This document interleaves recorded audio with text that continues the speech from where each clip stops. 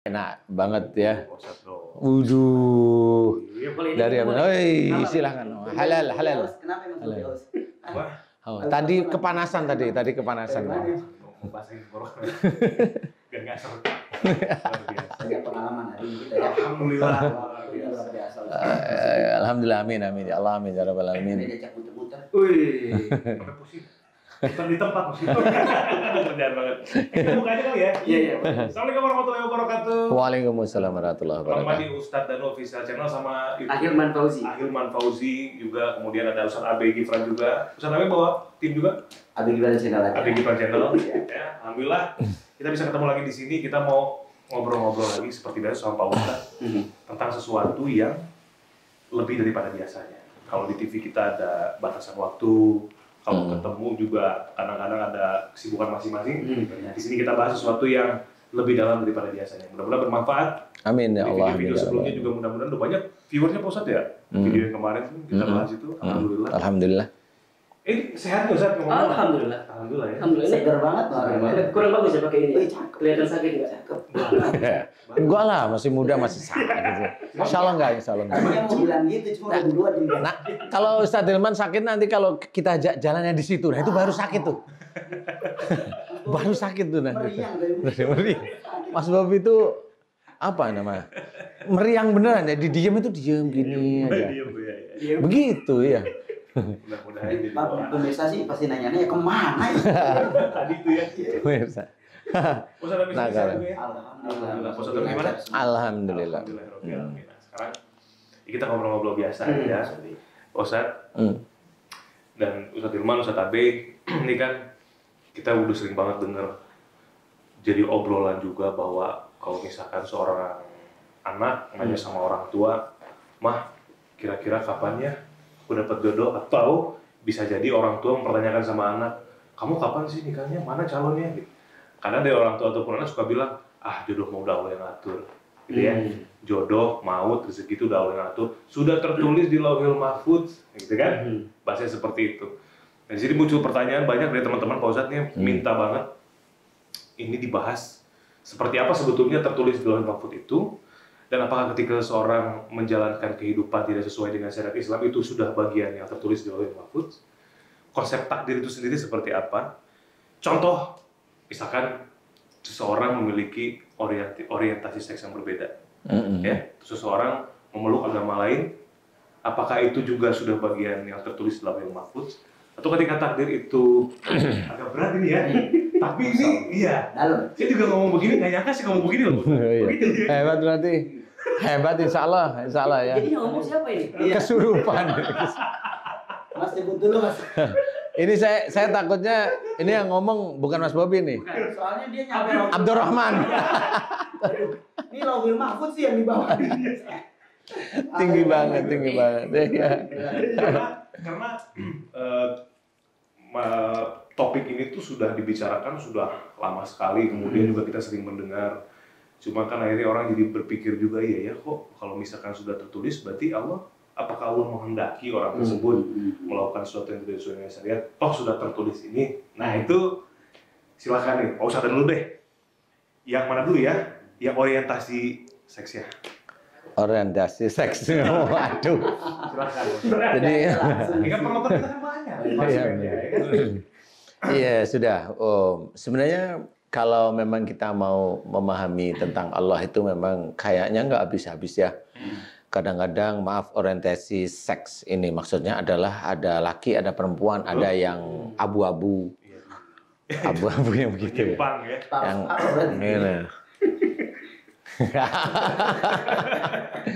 Jadi ada yang di luar laki dan perempuan, dia bisa aja seorang laki-laki tapi dia seperti wanita, seperti itu. Dan banyak sekali dari saudara-saudara kita itu menghujat. Ya, menghujat. Yang seperti itu dihujat.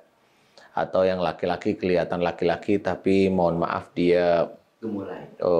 kalau itu kan seperti wanita. Yang ini beda nih. Gayanya laki-laki, dia juga mohon maaf suka terhadap laki-laki juga. Jadi ini memang kayaknya belum pernah ada yang bercerita kayaknya di dunia kayaknya ya. Saya lihat referensi nggak ketemu. Dan itu banyak dari saudara kita itu menghujat. Ya, kita cerita dulu, kita buka. Banyak saudara kita yang menghujat. Khususnya yang memahami tentang agama. Kalau yang kurang begitu memahami, biasa. Atau yang memahami ada tapi sedikit yang nggak menghujat. Atau dia bukan urusan saya, kan gitu ya. Lebih ke arah, itu bukan urusan saya. Nah, sebenarnya memang kalau kita sebagai seorang muslim memang dilarang, menghujat itu dilarang. Yang benar adalah cari solusi untuk saudara kita yang seperti itu. Solusinya bagaimana? Solusinya kita itu kan syiar untuk diri kita, untuk istri kita, untuk keluarga kita, untuk anak-anak. Kan syiar nih. Nanti kan kita juga syiar ke umum nih. Kalau kita itu dakwah, kan dakwah nih. Dakwah kan ada yang perempuan, kasih dalil perempuan. Atau kasih, kasus-kasus yang di dunia perempuan. Kalau laki-laki ya kasih kasus-kasus atau kasih referensi yang dunia laki-laki. Nah kalau yang setengah-setengah ini, itu kan kalau menurut saya nggak perlu dihujat, tapi cari solusinya. Kalau saya seperti itu. Solusi itu ya itu salah satu syiar. Solusi itu syiar sebenarnya. Kita tidak menghujat.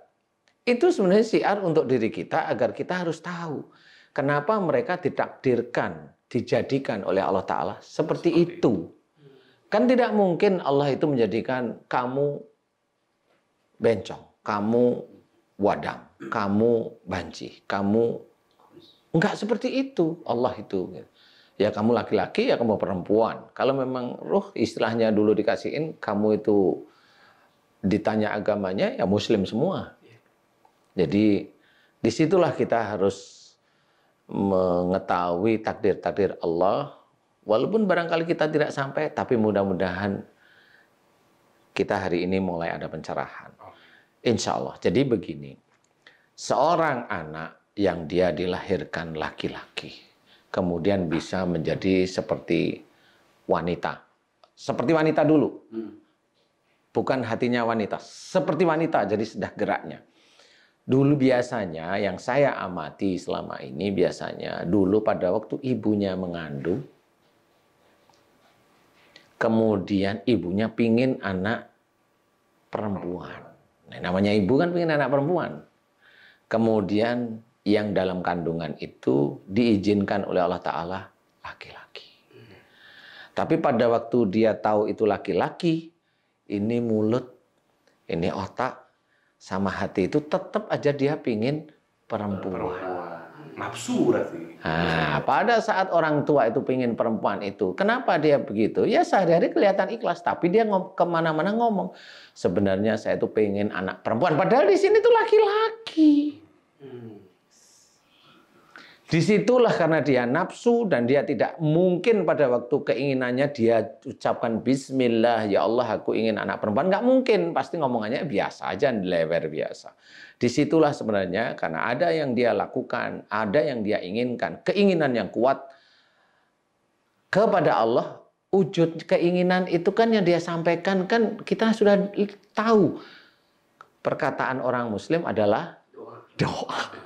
Lupa di titik itu. Siapapun banyak lupa. Kita sendiri yang dakwah juga sering lupa. Nah, pada waktu itu diucapkan terus-menerus menjadi doa. Akhirnya Allah mengizinkan banyak sekali makhluk yang wujudnya perempuan itu masuk ke tubuh si bayi laki-laki. Menyusup ke hati, menyusup ke pikirannya. Karena dianggap oleh Allah Ta'ala si orang tua tersebut itu protes, tidak mensyukuri. Padahal yang lain-lain itu banyak yang saudara kita itu belum punya anak itu banyak, tapi dia tidak mensyukuri. Nah, titik inilah mulai gejala itu muncul.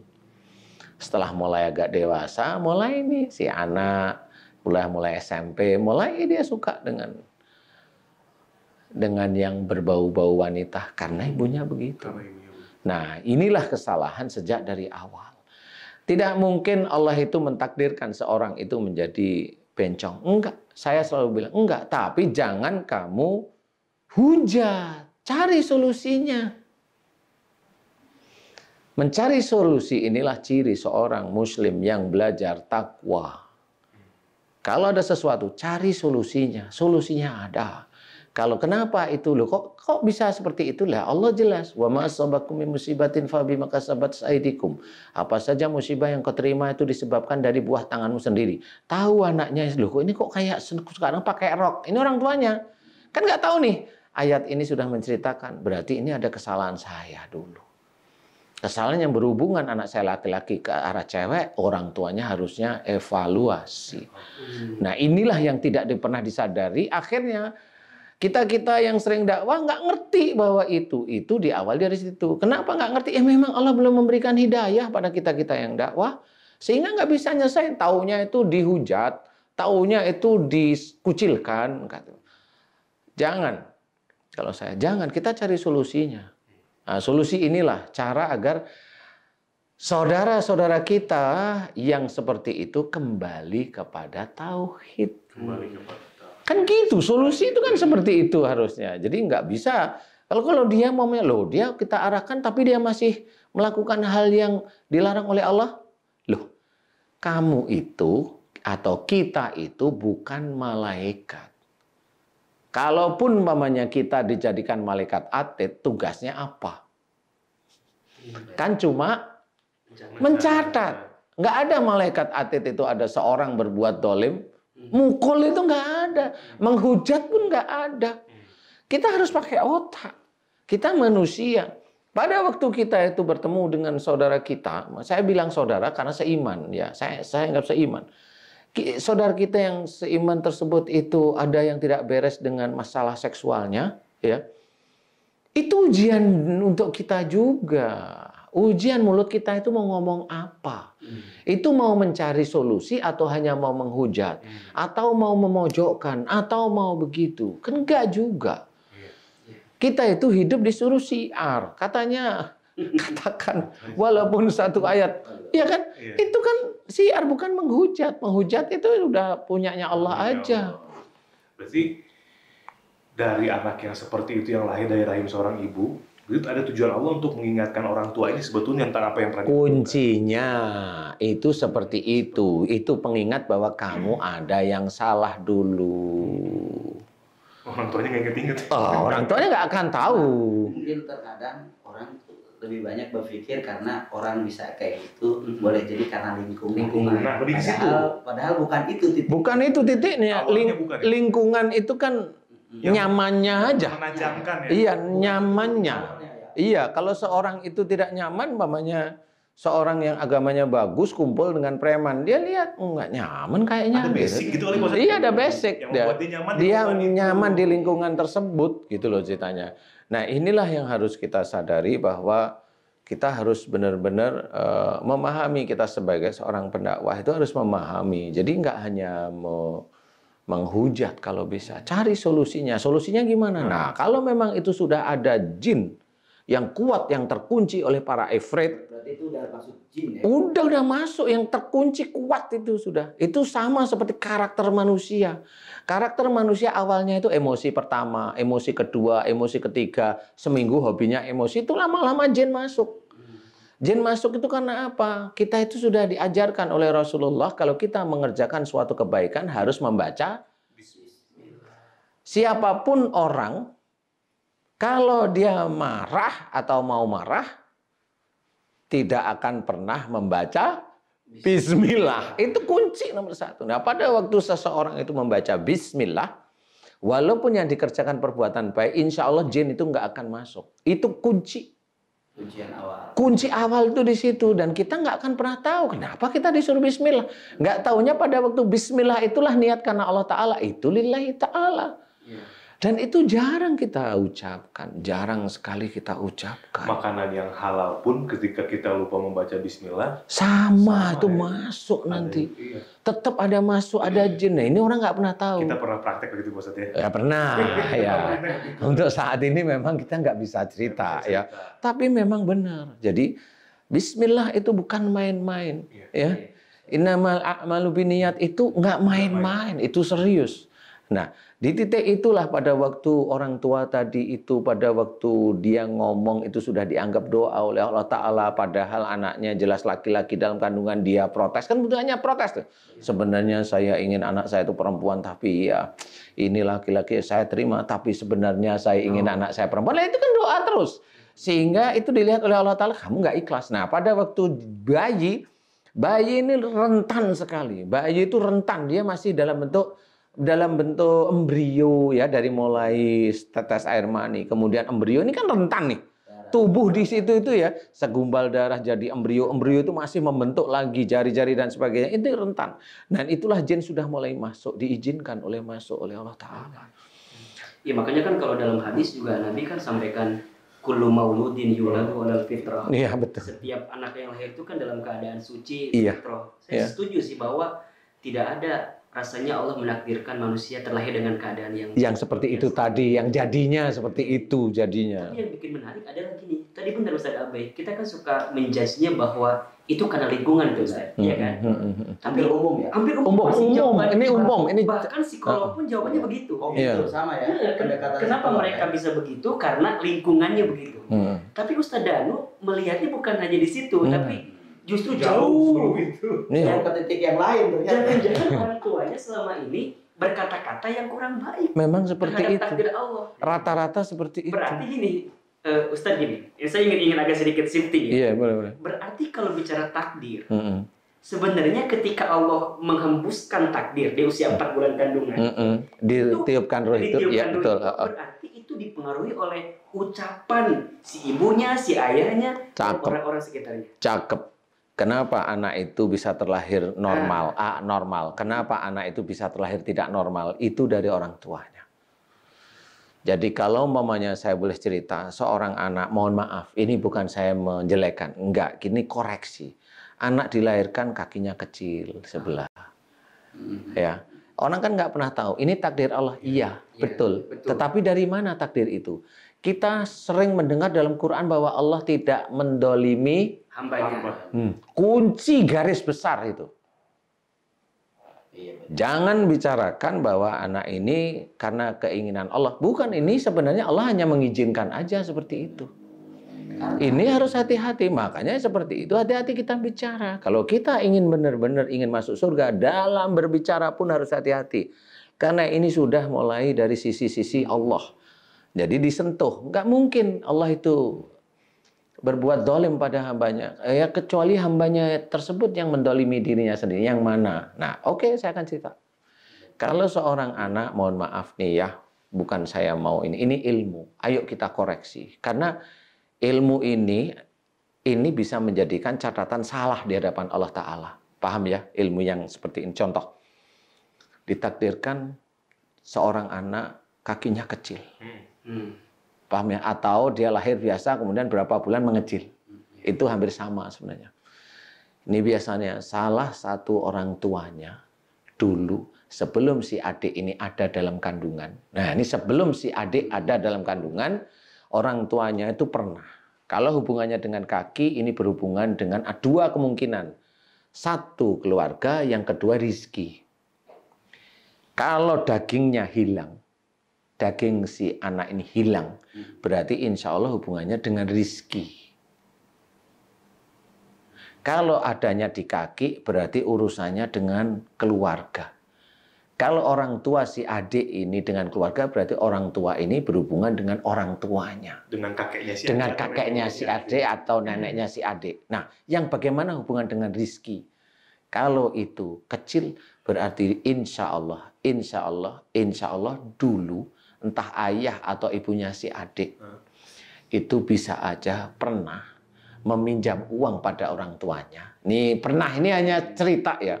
Meminjam uang pada orang tuanya, padahal dia butuh, kemudian orang tuanya pas memang nggak punya uang. Tapi kelihatannya orang tuanya punya. Paham ya? Nggak ngelihat aneh, tapi ini anunya dia aja, apanya persepsi dia. Pada waktu dia nggak ada, benar. Demi Allah nggak ada. Nah, pada waktu itu karena dia emosional, dia pulang. Sehingga terucaplah, aku besok tidak akan meminta tolong bantuan kepada orang tua saya. Titik itu sudah menjadi sumpah. Tidak akan minta bantuan. Nah, padahal dia lupa bahwa dulu dia itu pada waktu masih bayi disusuin sama orang tuanya. Dia minta tolong, tidak minta tolong, orang tuanya itu ngasih susu. Dia bisa berjalan, dia bisa ngomong, tidak minta pun orang tua ngasih makan. Paham? Kalau dia udah gede, kami bilang, aku nggak akan minta tolong lagi sama. Udah selesai sudah. Itulah yang tidak pernah terfikir. Itu berarti seorang tersebut memang. Ini kalau kasusnya mirip-mirip di titik itulah. Nah, inilah yang belum pernah terpecahkan. Ini harus hati-hati. Tangan yang nggak ada kakinya. Begitu sebenarnya.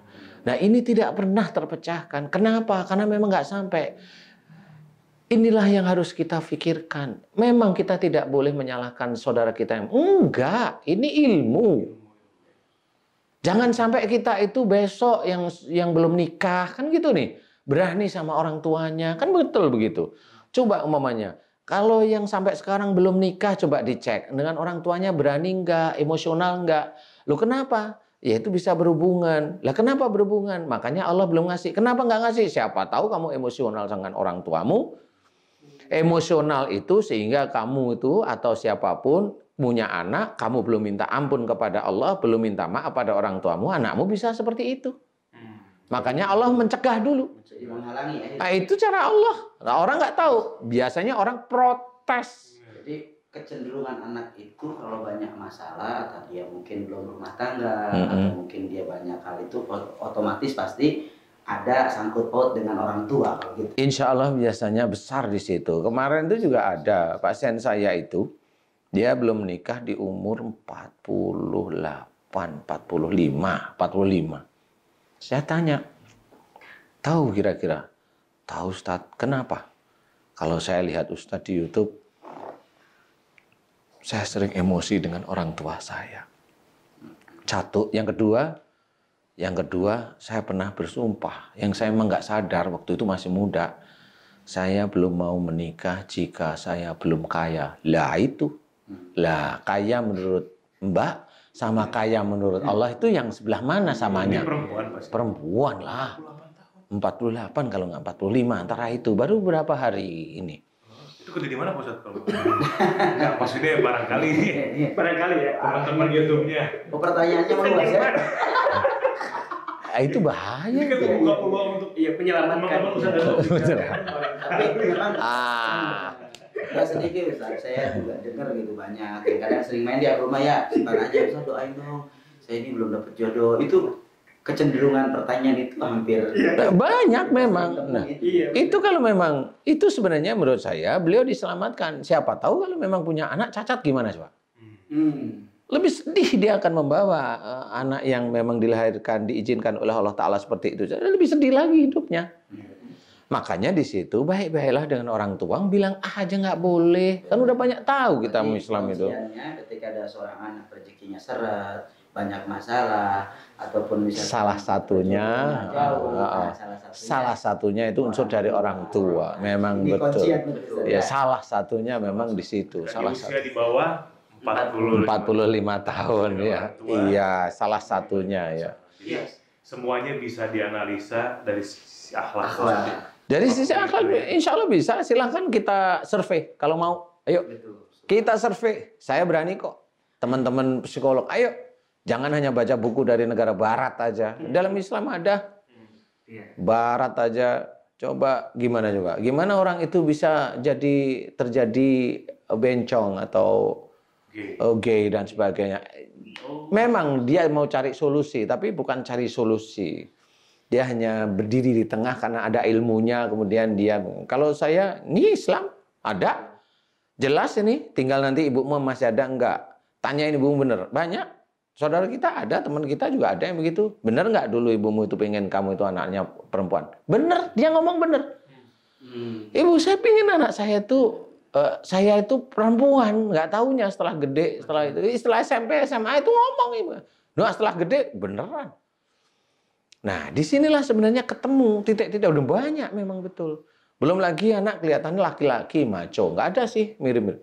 Nah, nggak taunya orang tuanya salah satunya itu merasa istrinya itu sebagai pemimpin. Jadi dia itu takut dengan istrinya. Subhanallah di sini. Ini takut beneran menyerahkan pada istrinya, takut beneran. Jadi dia itu istilahnya kalau dia sebenarnya seorang laki-laki itu kan imam di keluarganya. Dia sampai lupa bahwa dia itu imam, padahal orangnya itu sholatnya bagus, ibadahnya bagus. Tapi kenapa begitu? Lah memang ada yang kurang di hadapan Allah Ta'ala. Nah akhirnya si anak ini lahir laki-laki gagah, tapi dia awal mimpi basahnya hubungannya dengan laki-laki. Loh, kan bingung akhirnya. Akhirnya memang begitu. Nah ini yang tidak pernah dijumpai dengan ini. Karena mimpi itu kan bunga tidur. Ya bagi orang-orang asal cerita. Kalau saya mimpi itu tetap akan saya pikirkan bunga tidur benar apa enggak. Kan gitu. Atau bagian dari sisi kehidupan dia dan itu bagian dari tanda Allah, begitu-begitu aja kalau saya. Walaupun saya memang tidak percaya 100% dengan mimpi ya, tapi saya tetap kalau kita baca berita itu tetap dibaca gitu loh maksudnya ya. Persoalan itu hoax apa enggak, baca aja dulu gitu. Nanti kan dari baca itu kita bisa berpikir bahwa oh ini hoax atau oh ini kayaknya bener, kayaknya masih kayaknya ya. Insya Allah ada lah, karena kita juga bukan bodoh-bodoh amat gitu maksudnya. Iya, berarti kalau Ustadz Danu menyimpulkan sederhana bahwa takdir apapun dalam kehidupan kita itu berdasarkan perilaku kita sebelumnya. Cakep, cakep. Nah sekarang kita itu nanti akan kejawab nih, cakep ini. Ini saya lebih fokusnya ke takdir tadi gitu. Yeah. Contoh tadi ada yang melahirkan dengan keadaan anak yang seperti itu. Ada orang yang menikah. Di awal kan pasti dia nggak mau bercerai, nggak mau berpisah. Tapi pada perjalanan kemudian mungkin ada masalah berpisah. Apakah perceraian juga adalah takdir yang disebabkan oleh kedua orang itu sebelumnya? Cakep. Jauh dari Allah atau seperti apa Ustaz? Cakep ini Ustaz. Saya suka. Tapi dengan hati yang sangat berat nih. Saya harus menghentikan dulu untuk Kaiser. Sesi berikutnya. Sesi berikutnya. Begitu teman-teman ya. Pertanyaan. Ini pertanyaannya adalah sama seperti Ustadz Hilman tadi. Insya Allah saya akan menjawab di sesi berikutnya. Tunggu tanggal mainnya. Terima kasih ya teman-teman. Wassalamualaikum. Waalaikumsalam warahmatullahi wabarakatuh. Jangan lupa like, comment, and subscribe. Nantikan video selanjutnya tentang hubungan pernikahan, khususnya tentang perceraian.